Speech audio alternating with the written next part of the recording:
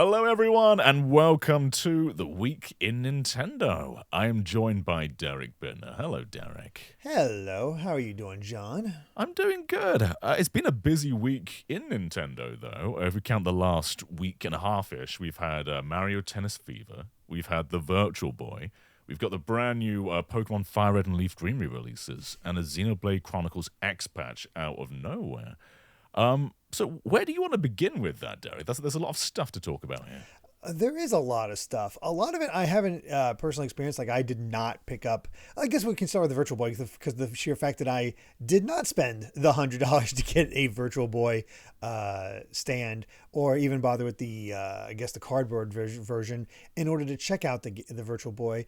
And I gotta say, it's cool that they're preserving the experience of the Virtual Boy.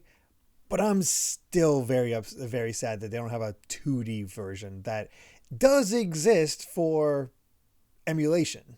Yeah, it doesn't make any sense, yeah.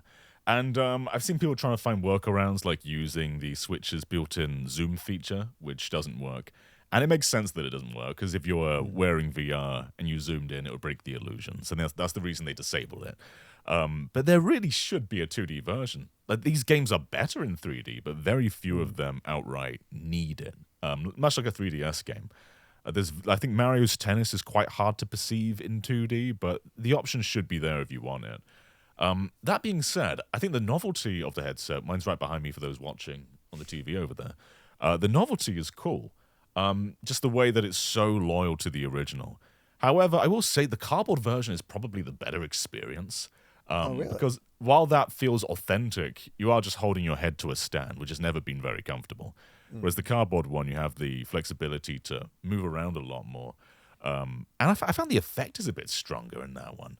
In fact, I think the Virtual Boy, the replica one, isn't quite as strong as the original Virtual Boy, from what I was feeling anyway. Things felt a little bit too zoomed in compared to what it should be. Whereas the cardboard one was pretty much perfect. But I've been having a good time with it.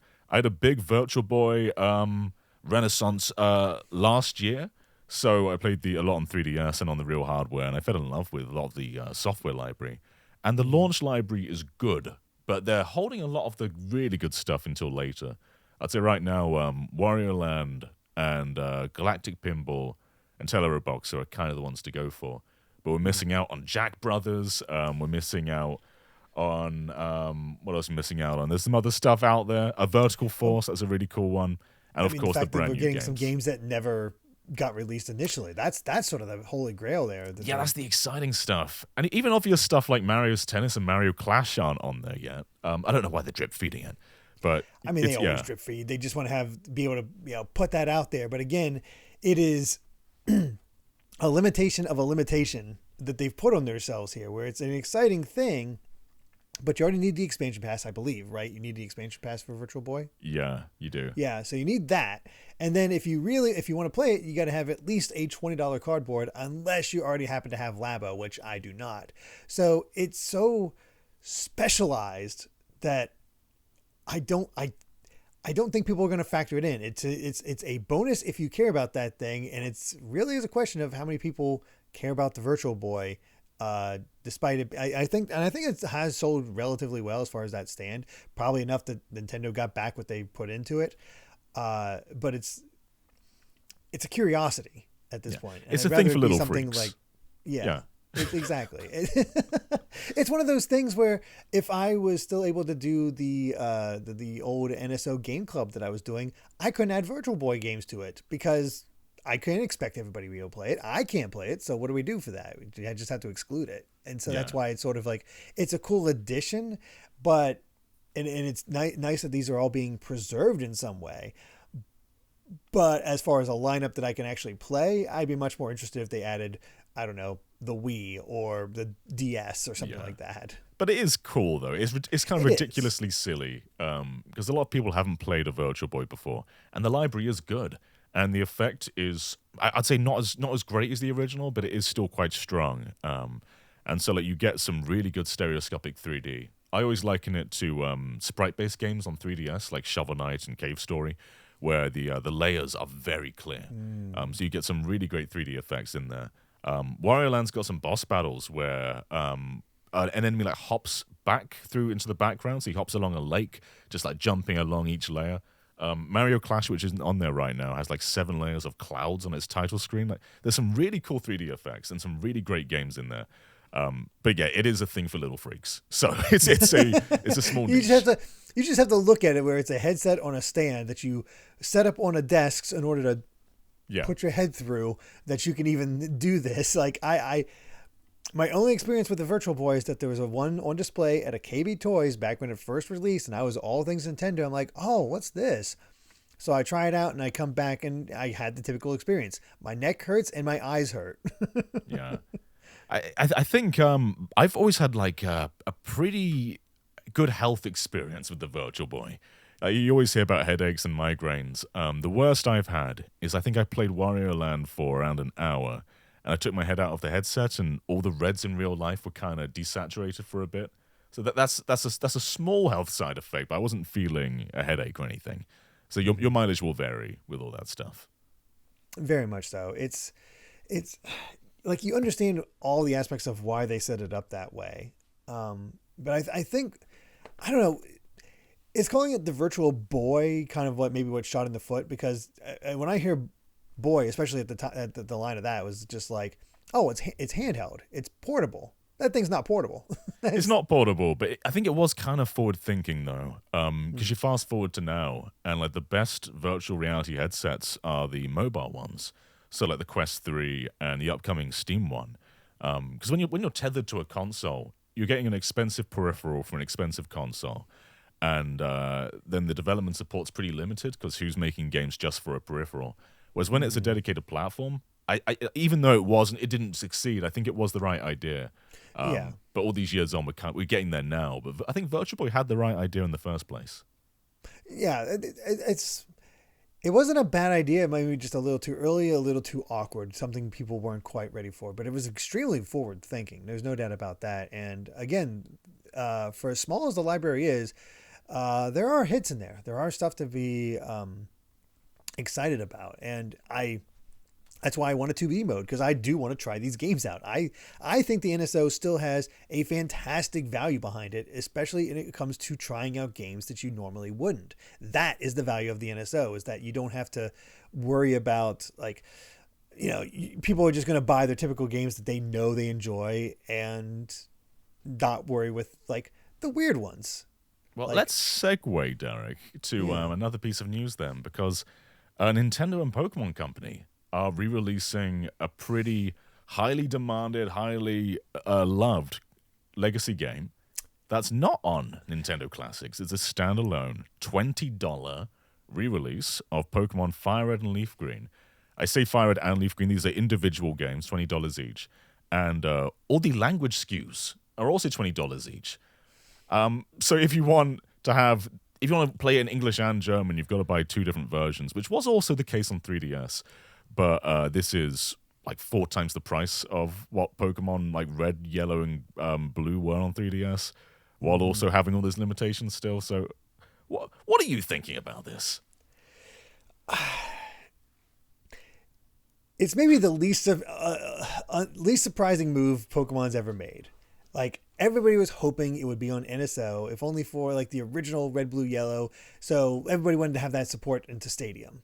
That was the big dream, is to get it on there so you could have it as part of Stadium. And rather than that, they decided to go for the remakes, which, people's opinions on whether the originals are better or the new ones are better, it doesn't really matter. This is just the version they're selling. And the shame of it is that if you did not play it originally, this is still affordable. Like, I think you'd still pay quite a bit of money if you're going for the original cartridge of FireRed or LeafGreen. But it's so much more expensive than it should be for what it is. Like, it feels like 15 still seems like a little too much, but it feels more reasonable after you show us that it's $20. It comes across as like, we know you're going to pay for it, so here. And that's exactly what it is. They internally know they can get away with $20, so why would they make it cheaper? And it does suck. It sucks that like you're paying this Nintendo subscription and then you get games that don't go into it. But this is also kind of what some people wanted. They wanted just an option to buy games outside of the subscription. having both options would have been the ideal way, but they know they can make money out of this. Whereas the vast majority of NSO games, I don't think you can really make a whole lot out of. Like, if you looked at the charts on 3DS and Wii U, it was always the same games charting, and on 3DS it was always Pokemon. So they know how much Pokemon of a Crystal gold was mine always this the is. highest one. So Yeah. these are going to sell like hotcakes. I've looked at it. People were like kind of moaning the price, but also, well, I want to really play these games again. It's childhood, it's nostalgia, and it feeds into that in so many ways. So yes, they can get away with the $20 price point, but it stinks to see it that way. And it's like, do you want to spend that much? And honestly, I think a good middle ground that they could do. I don't think they'll ever do it.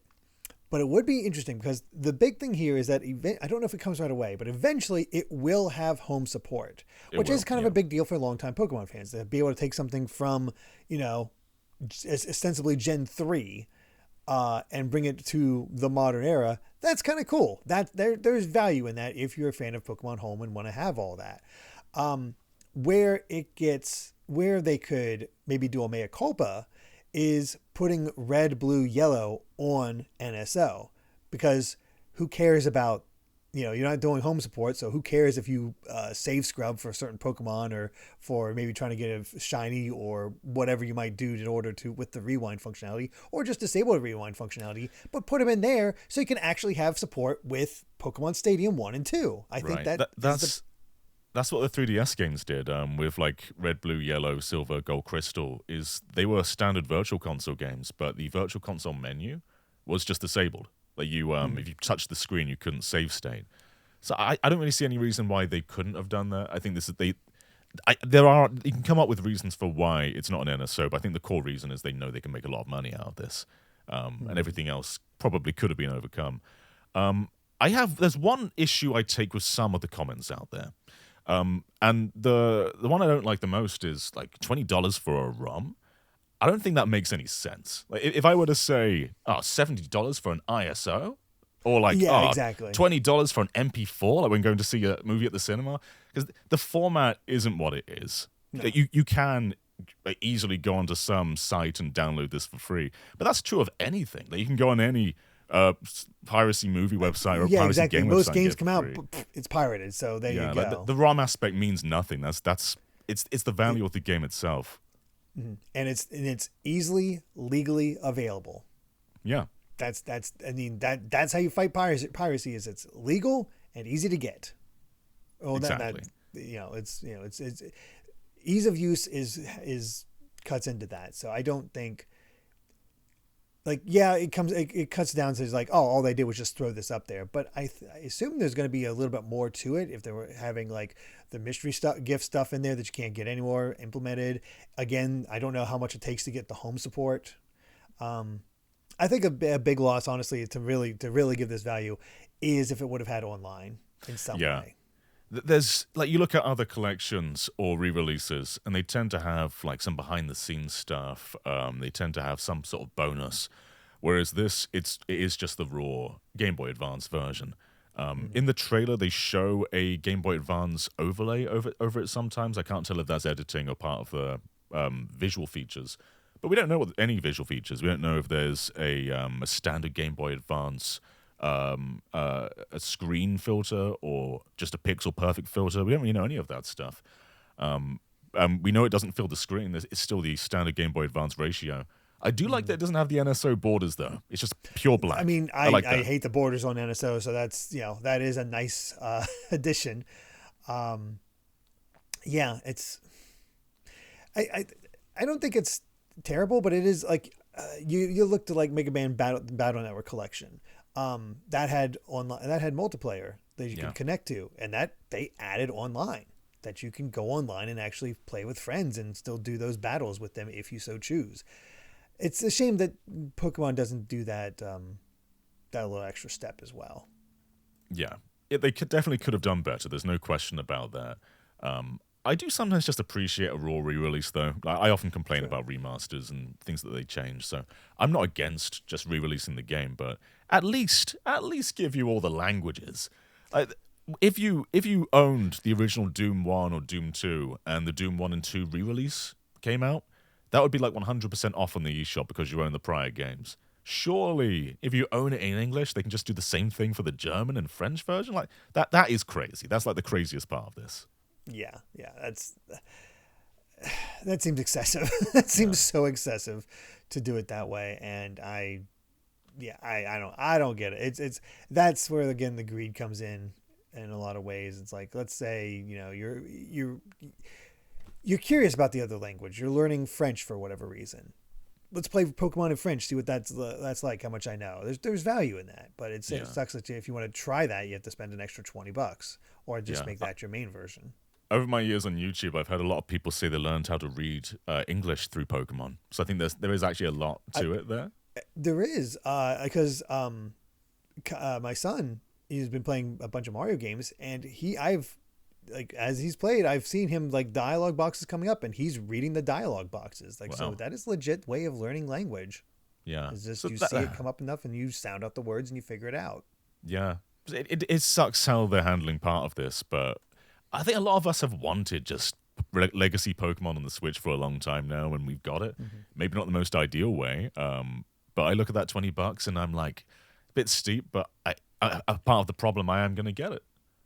Yeah, I don't see myself getting it right away, just because I have so much else to play at this point. You know, it's you know, tough to go back and go out of my way unless there's something extra special for it. It's cool that it's there. It's not going to go anywhere anytime soon. They're not doing a limited release like Mario 35 or anything like that, so I don't have to worry about anything like that. Do you think do you think this is the start? Are we going to start seeing more Pokemon games come in the future? So. Is it time for, like, I guess next would be Ruby and Sapphire and Emerald? Unless they did Soul Silver, Heart Gold, I guess. Like maybe they're working their way through. Well, it'd be interesting actually. They're starting with FireRed, LeafGreen. So if this isn't a one-off, do they go to Soul Silver, Heart Gold, and then Omega Ruby, Alpha Sapphire? Oh, I didn't even think about that they would just do all the remakes or the newer versions of them. Maybe. It would be really funny. They put a Q&A out there, and it said, like, why FireRed, LeafGreen, why not Red, Blue, and Yellow? And the answer was, these are the definitive versions. So I think that would be the case for any sequels too, right? Yeah, I guess so. It does make it'd be really funny if we do get DS games and we got Heart Gold, Soul Silver, but that also means we have Gen 4, but we already have the Shining Pearl and Brilliant Diamond on there. Right. So it's like, do they put the DS versions on there? Probably, because people would buy them because they didn't get a great it didn't get a great reception. So and Platinum's still the definitive version of that gen. So and gosh, if they do put DS, 25 or 30, or God forbid 40.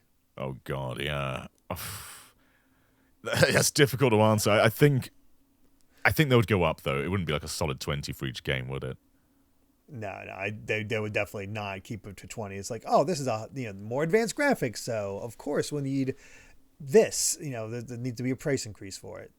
Yeah. So, man, well, this is you take this one of two ways. Like, it's cool that we're getting them, but there are deflating parts around it, and I think we can say the same for Xenoblade Chronicles X. Because throughout the entire Switch generation, Xenoblade has had some breathtaking visuals, but always at the expense of image quality and sometimes frame rate in Xenoblade 2. X was a pretty solid port on the Switch one. It was 30 frames per second. It was higher resolution than the Wii U version, but it wasn't flawless. So in comes the Switch 2 edition, which just shadow dropped yesterday, and I think it's $5 on the eShop. Yeah, only $5. Yeah, $5. We'll get into that a bit more later about the price, because there's a conversation to be had about what Nintendo consider free and what they consider paid. But this is just a technical upgrade. There's no new content. And it makes Xenoblade X 60 frames per second. They claim up to 4K, although I don't see anything that looks 4K in this game. But the strange side effect, and Ash did a comparison video, but he didn't quite go into depth about all of this stuff here, is there's some AI artifacts in this game that you can see in docked, and you can especially see undocked. If you're just running around Mira in the field, check it out in handheld mode because it's where it's really evident. But even in docked, look into the distance a bit, and things just sort of wobble around. Like the textures are not stable. It feels like they're flickering back and forth between two different like presets almost. So it's very distracting. So when you're in handheld mode, you've got a pretty murky image that's always shifting around. And if you like zoom in on a character model's face, like using the Switch's magnify feature, I would liken it to what generative AI looked like around 2 years ago, where the faces just don't have detail. Like the eyes aren't really there. Things just don't look like where they're meant to be. So it's nice to have Xenoblade X at 60 FPS, but it's also, in terms of visual stability, it looks worse than it did before the $5 upgrade. That's so odd to me because I have not taken the time to upgrade yet. Because at face value, it just seems like, yeah, duh. That's an easy upgrade. And $5 is pretty reasonable. And again, we'll get into that later. But, bam, done. Just easy to do. But you hear about these visual issues, and it's like, should I just stick with the Switch version? Yeah, I mean, I don't know what happened here. Like, I wonder if they'll update to try to fix those if enough people knowing them. I can see Monolith fixing them up if they're addressed, I assume. But then again, there's Xenoblade 2 has always been a little murky on the Switch 1 handheld, so that was always criticized for not looking great. So maybe nothing will happen. I don't know. Yeah, it is nice flying around in your Skell at 60 frames per second. Like that looks really good. It's not quite a solid 60. It goes down to like 57 pretty frequently, but it's for an open world game, it's fine. It's just that image quality. It's technically higher resolution than Switch 1 was, but it's whatever AI scaler they're using isn't working properly. It doesn't seem like DOSS. FSR1 is in the copyrights, but I don't think it's FSR either. I think it's just something else they've applied there. It's just an ugly little filter. So hopefully they realize people don't like it and turn it off because it looks bad. That's so unfortunate. Yeah, I'll probably just hold off in that case until I hear anything about the visual quality going up because I haven't played a ton of X just because it got pulled away from other things, and X is kind of a large game, and I'd love to see that epilogue, but that's a lot of game to get through before I get to that point. But I mean, what I saw was like, what, this still looks pretty good, especially remembering what the Wii U version looked like. But now we have this is the standard, and if it's not a significant upgrade, it's like, maybe not worth it quite yet. The 60 FPS is nice, but if the visual quality has gone down, that's honestly almost more important to me, especially for a game like this. Like added frame rate is nice, but Xenoblade never needs to go above 30. No. Yeah. So hopefully they fix that this. Smoothness, but it's not like it's cool to have, but it's not a necessity, Yeah. But let's talk about the price a second, because I think the whole Switch 2 edition thing is very inconsistent. When the system launched, we had like 10, 11, 12 games that had free 1440p updates. Some of them got game share. Then we have the Switch 2 editions, which usually add something. Like Breath of the Wild and Tears of the Kingdom had Zelda notes with like 2 hours of new voiceover. We had Mario Party Jamboree with its Jamboree TV mode. Some of the recent releases, like Pokemon ZA and Metroid Prime 4, don't really add anything, but they were simultaneous releases, so I think that's a bit different. And then upgrades, Animal Crossing had a whole free patch, but it also had more online players in the Switch 2 edition and the mouse support. This has nothing. This is just the technical upgrade for $5.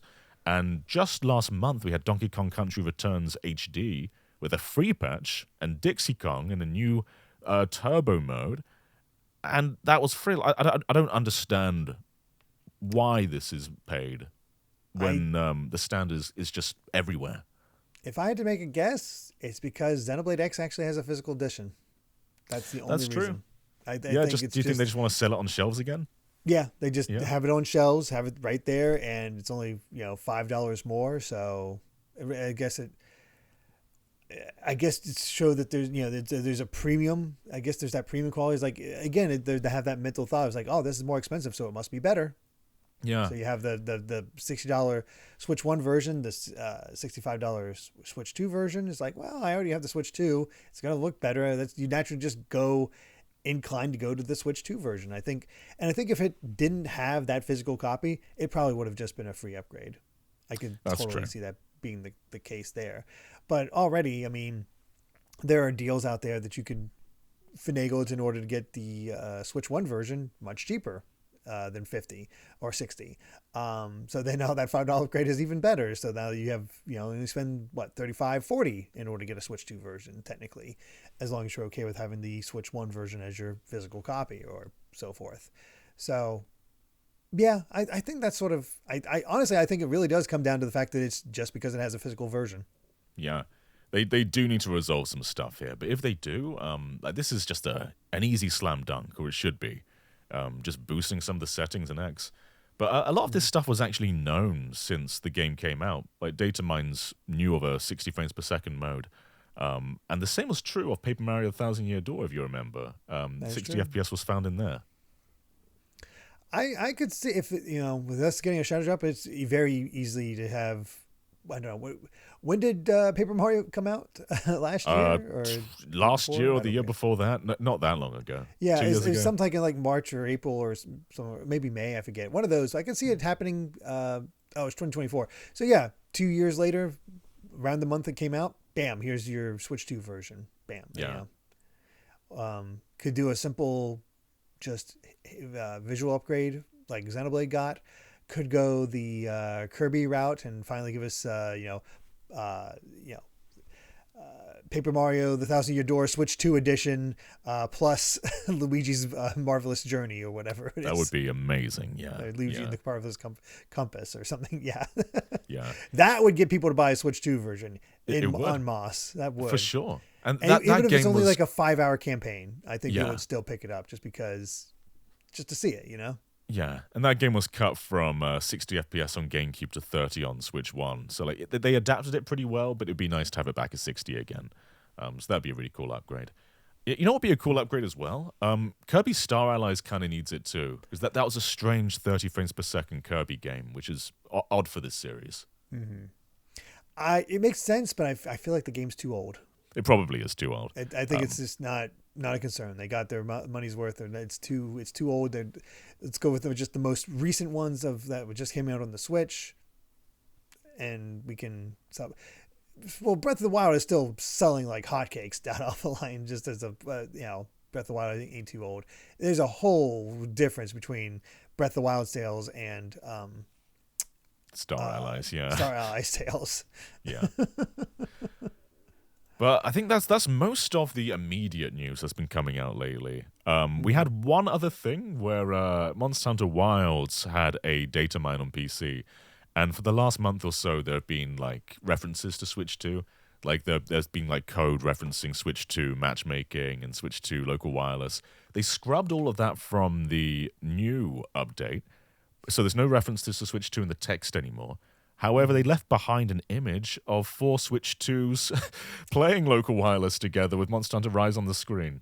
I say Wild, sorry, not Rise. Yeah. So that they got rid of all references in text, but then they showed the actual game itself in an image. Whoops. So that's coming. I mean, let's be honest. I think everybody expected this. It makes sense. I mean, if we're getting Resident Evil 9, if we're getting Pragmata, we got Street Fighter 6. Yeah, we're definitely, there's no doubt that we're going to get Monster Hunter Wilds on Switch 2, especially since they figured out the performance issues on the PC. So that's been fixed. The content for the main game is complete now with all the updates. They're preparing for the DLC, which who knows? I don't know exactly when that'll come out. I don't know if they'll just release Wilds and then, upgrade to the DLC along with everybody else. So that way it's simultaneous release, or, hey, get the Switch 2 version. It immediately comes with the DLC as well. I don't know which version they'll go with. Probably the former, but yeah, I think that makes sense. Capcom got a busy year ahead of them. Like this month we have Resident Evil 9 and the 7 and 8 re-releases. Next month we have Monster Hunter Stories 3. Month after that is Pragmata. I think Mega Man Star Force is somewhere in there as well. And then we've got Monster Hunter Rise, Wilds. I keep saying Rise. Wilds is jammed in there somewhere too. Like, how many games are they releasing this year? Well, I think I'm trying to think if there's any games they have coming that we don't know about, or we don't. I mean, there's that we probably know a about new that we Ace haven't seen Attorney it. game in there somewhere. Actually, you know what? We could see Onimusha. We could see Onimusha yep. come to Switch too, because Onimusha's coming. Yep. And Onimusha 1 and 2 have come to the Switch, so that's an easy drop. Yeah. Devil May Cry 5 is easy. absolutely coming. There's like Devil May no Cry is doubt. going to happen at some point. Like, honestly, they could just drop a game a month, whether it's an old one like Devil May Cry 5 or something more recent to have a simultaneous release, like with Onimusha. I think I don't know if they ever said how much they sold of Street Fighter 6 on Switch 2, but I have to assume it did relatively well. I mean, there's usually that Switch boost, and it's basically a whole new audience. Yeah. So I think Capcom really did learn their lesson after Switch 1. Is like, we need to support this because people eat up our games on the Switch. So let's keep that up with Switch 2, and they've just been a big focus, and seeing how they can, like, again, really impressive what they're doing with Resident Evil 9 Pragmata. Apparently Stories 3 needs some work, but maybe it'll get fixed up by the time of release. Who knows? Hopefully. They'll probably also do Resident Evil 2, 3, and 4 remakes collection. So they've done 7, 8, and 9 now. There's probably like a Generations 2 pack, like later this year or something like that. I still want that Origins collection, John. I want old school. So do I. 1, 2, 3. So do I. Yeah, where is that? The last thing of immediate Nintendo news is the game released. Mario Tennis Fever released. And we've done a whole discussion on that with me, Brandon, and Daniel. Have you been attuned to this at all, Derek, or is this just kind of? I actually listened to the discussion just because I was curious. Because I've never been a huge Mario sports guy. I've played them occasionally, but I pick them up and I play them a little bit and I put them down. I didn't get as addicted to Mario Tennis Aces as you did. Yeah. But I'm always curious how it compares, or how the update is, and it seems like it's a good version. Not a great story campaign, but that's not the real focus of it. It really seems like it once you dig deeper. It seems like it's those, I guess, event matches. Yeah, basically the Smash events. Yeah. There's a few basic ones in there, but there's a bunch of really cool ones too. We have had a bunch of comments saying like they don't buy Mario Sports for the multiplayer and they do go for the single player parts. And I feel like you'd just be disappointed every time if that's what you buy them for. I mean, I did a game club of the original Mario Tennis 64, and all you could really do was just go through a season, as far as my memory. But it was hard. It was like it kicked my butt. Yeah, it was brutal back in that game. So it wasn't like there was a ton of content there, and I never picked up Power Tennis on GameCube. But what was Power Tennis as single player? It's quite comparable to what FIFA has, apart from that game didn't have an adventure mode. So it's all those wacky sort of more Mario-y side games, which FIFA also has. It's really interesting that the handheld titles seem to have colored people's expectations of what Mario Tennis and Mario Golf should be because of that. Yeah. And with those games, they had to do that, though, because it's rare you can hook two Game Boys up, so you have to focus primarily on the single player. The multiplayer in those games wasn't anywhere near as in-depth. The core tennis and golf weren't as in-depth as the console games. A lot of the resources were put into those explorable tennis academies and RPG sections. And that's not to say that they're not great. They're great games, but when you come to playing just raw tennis or raw golf, those probably aren't the ones you go for. It's the charm of the surrounding elements that makes them cool, but I don't know if that holds up as much as something like FIFA does. I could see the desire to have something that takes those elements and just puts them in an actual console version. Yeah, it would add a lot of value to it, but I just it's not a focus of the team. It's just they're much more focused on the online battles and keeping that running good and having a decent gimmick to go from. Go from there. What's your perspective on how these games reviewed? Because we were kind of in agreement that the adventure mode isn't good. Do you think that deserves to drop it down to a 7 out of 10, even if all the other surrounding elements are good, including the multiplayer being the focus? I don't think so, because I mean, I'm colored by the perspective that of hearing you guys talk about it, because all you guys are absolutely behind this game and what it does, and the fact that the adventure mode isn't a primary thing, but it's advertised as such that that's what they focused on, and because that didn't exceed, and who knows how much time they were given to review the game, it just seems like they weren't given the ideal conditions to actually dig deep into Mario Tennis. And so the reviews suffered before that, so I don't know whether it seems odd to me that every reviewer would fall into that trap of like, all right, we're just going to take a look at this and be done with it, rather than Nintendo shooting themselves in the foot by expectation and not letting them know about all the other elements there. Yeah. So I don't know who to blame on that. Yeah, there's no one to like really blame here. It's just this more situation, isn't it? I looked at a few websites who like ranked the rackets in FIFA, and they were just wrong. I just don't think they understood the mechanics. Not the understand the mechanics, but the potential of the mechanics. They were calling like some of the best rackets the worst rackets, which I think is they just blatantly didn't quite play it to the same extent as someone who plays it when it's outward. Just because online, if it was even available, like it wouldn't have been what it is to the public. And a lot of times Nintendo doesn't like. It's not widely available, or if it is available, it's like with special times where you can play against Treehouse people. That was a thing they did back in the past. I don't know how often they do that anymore. It's been a while since we've been part of that, so I can't say 100%. But a lot of times it's a very much a curbed online experience with that stuff, where you give a basic idea of what it does, but maybe not the full idea of what it can do, or how how addictive it can be. Because I assume there's a part of you that's really driven to play more ranked when you're 101st worldwide.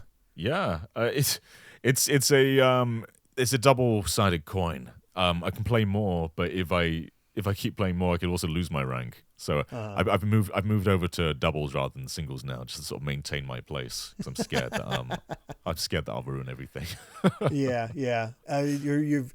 And in that way, it's still like a fighting game, because, it's one of those things where, and maybe that ties into it, the whole fighting game aspect, because that's been a discussion lately, is like, why are fighting games so niche anymore, even though they are popular, but everybody talks about the single player element of fighting games. You need more single player elements, and you can't just sell itself on the multiplayer, even though multiplayer games do quite well for a lot of other genres. And a lot of people have sort of honed in on the fact that when you lose, it's your fault. It's your lack of skill. It's not like Fortnite where like, oh, I had this bad thing, or this thing happened, or a squad shooter, or what have you, where it's like, well, the team lost. I didn't lose. The team lost. What were they doing? So that's I think that might even come into tennis. Like, it's my fault I lost tennis. Yeah, I think so. It is that illusion of value, isn't it? Like you advertise something with a story mode, with all these different side activities, and even if they're not the focus, it makes it seem like it's bigger. Like Mario Party does it a lot now. Super Mario Party and Super Mario Party Jamboree. I have not played most of the modes in Jamboree because I think they look like a waste of time, and I have no desire to play them. I probably never will play them.